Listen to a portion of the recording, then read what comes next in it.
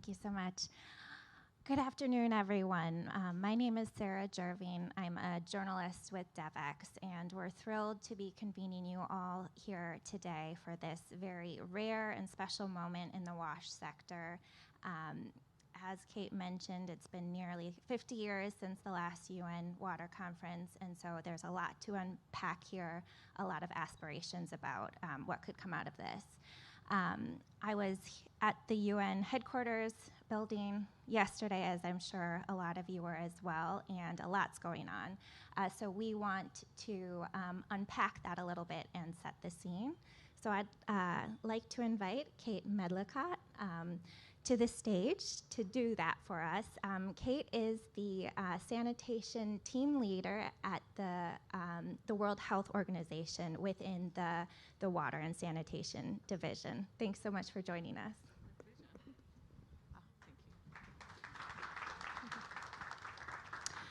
So at the World Health Organization, Kate is responsible for translating health evidence to policy and practice through WHO guidelines, and for the health sector collaborations where sanitation is a critical component of risk and disease control. Kate co-led the State of the World Sanitation Report. So could you talk a little bit, Kate, about it's been 50 years since the last UN conference. The world has changed quite significantly since then. What would you say are the main challenges facing the WASH sector? Well, yeah, I mean, 50 years is a long time, and as you say, the world has changed a lot. We've got a much bigger population, we've got a different demography in terms of urbanization, we've got new challenges of water security, climate change, you name it, food security. So I think, at least from sort of my early career, WASH was quite a distinct sector. We were working a lot in rural areas and thinking a lot about sort of first-time access. I think now the opportunities are the challenges and the opportunities are much broader. So we're looking at urban areas, we're looking at at citywide kind of systems as opposed to household-based services, and then also really needing to sort of look at those interface areas. So how does WASH interface with urban planning? How does it interface with food security and the challenges and opportunities that come with that, particularly things around, say, circular economy and so forth. And can you talk a bit about what's at stake this week during the conference? There's kind of hopes that this could be somewhat like a Paris moment, like the Paris Agreement was for the climate movement, but for the WASH sector. Kind of what outcomes do you expect to see this week? Yeah, I think there was a lot of kind of hope that this might be a Paris moment, and perhaps it still could. But I think what's fundamentally different is this conference doesn't have a negotiated outcome. So I think, whereas the Paris Agreement had that, of course, and that provides a lot of momentum. But, there's a huge amount of people here in New York. Everybody's coming with their commitments. Those are institutional commitments. Those are personal commitments. Hopefully these big game-changing commitments we're looking for. So I think we need to take stock a little bit as the week goes along to digest a bit and see what it all kind of adds up to. What are the big themes coming out of it? I've been involved in the preparation of the Interactive Dialogue 1 on water and health, and you can see some really strong themes emerging from there already. As we might expect, of course, financing is really big. Everybody's looking to see how we're going to fund this acceleration.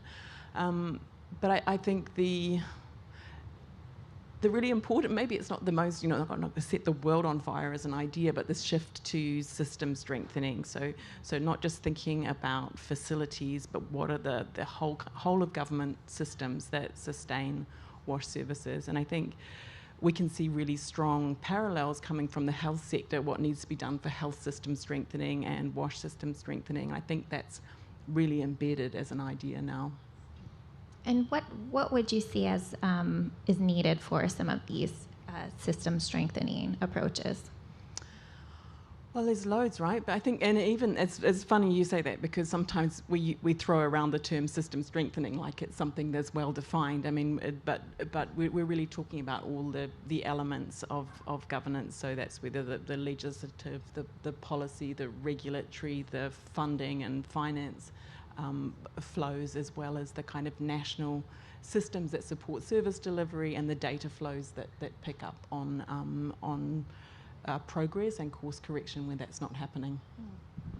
And one of the conversations and narratives this week has been kind of the management of water as a global good as opposed to a tradable commodity. What does that mean, and what could that include? Yeah. Well, I sort of think of this more from a sanitation lens, of course, and I think as a sanitation sector, we got a bit stuck in a rut, actually, for thinking about sanitation like it's a private good, like somehow my personal investment in sanitation only benefits me, when in fact, of course, it's a public good, and that affects everybody. But I think that sort of private good mentality led us down some pathways that were maybe not entirely helpful, right? Like, so for sanitation, we really went down a no subsidies household investment kind of model, trying to leave a lot of it in the hands of the market. So I think this public good thinking is bringing us back to understanding that these investments in wash services, I'm thinking specifically sanitation, are public goods that benefit not just the users for that service itself, but society at large in terms of outcomes for public health, for education, for well-being, for economic development, you name it. And kind of back to the outcomes of this week, kind of moving forward, what do you see as kind of accountability mechanisms that must be taken into account moving forward? Well, I think first and foremost, everybody that's come here with a commitment needs to be thinking about their own individual follow-up to that commitment, right? And looking at the mechanisms for that. When it comes to the mechanisms for the conference outcomes in general, I think we don't necessarily have to reinvent the wheel with a whole lot of new indicators and monitoring systems. There are some quite well-established global monitoring systems as well. So, there's things like the SDG 6 framework, the Joint Monitoring Program, which does the wash parts. There's the GLASS, that's the Global Assessment and Analysis of Water and Sanitation, which looks at the enabling environment part, and then the mutual accountability mechanisms from SWA. So I think we need to be looking at how we build on some of those existing sector monitoring mechanisms to take into account follow-up on the outcomes of the conference. And what do you see as the biggest challenges in doing that?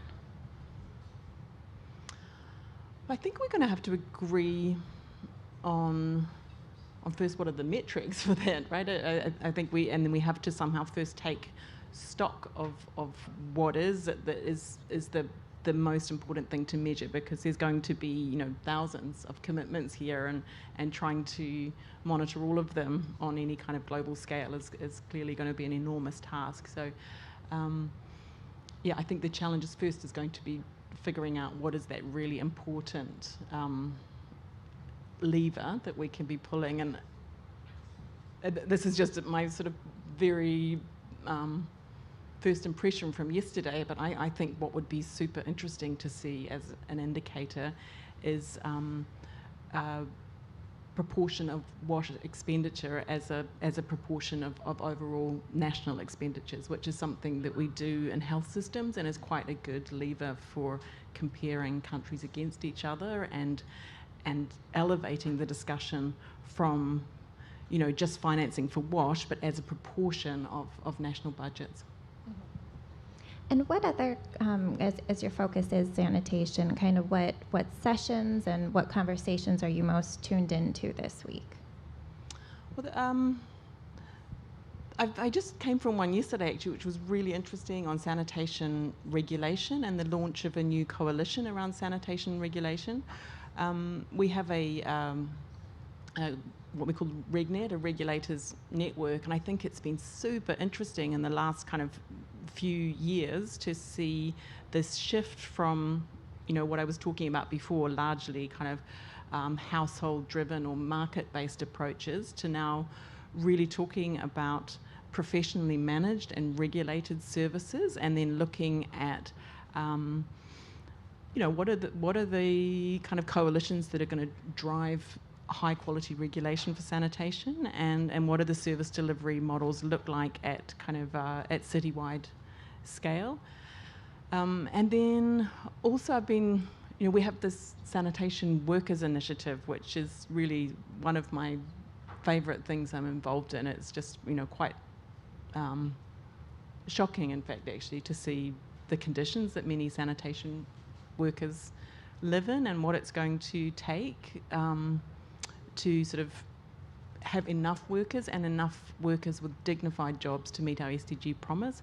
So I think this workforce aspect of system strengthening is one that haven't really had our eye on that ball very well.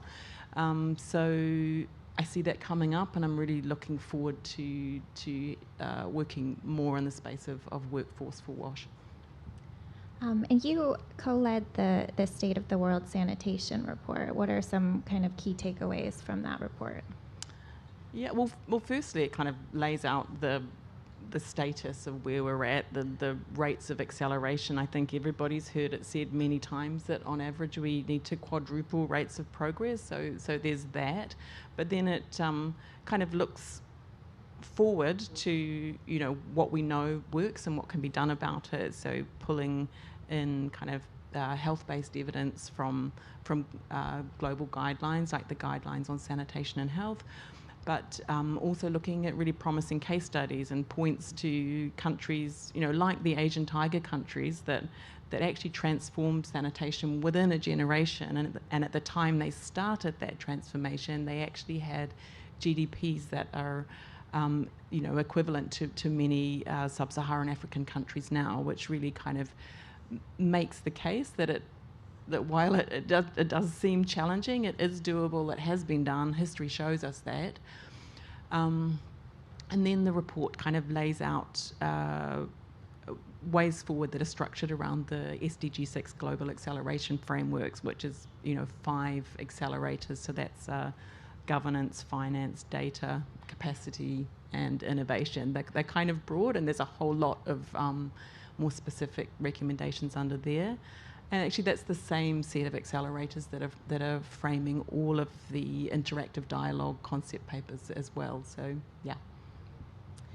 And one of the countries kind of in spotlight this week is Malawi, which has suffered from a massive cholera outbreak, and also kind of the Horn of Africa, and kind of the conversations around sanitation during drought. So lots of countries globally are dealing with crisis right now.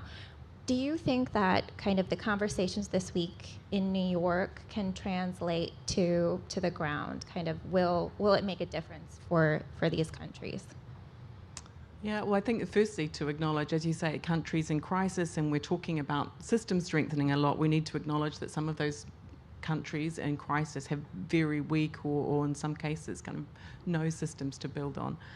I think Malawi's a very timely example, because they're you know, suffering from a huge cholera outbreak. They're also suffering from, you know, climate-related floods.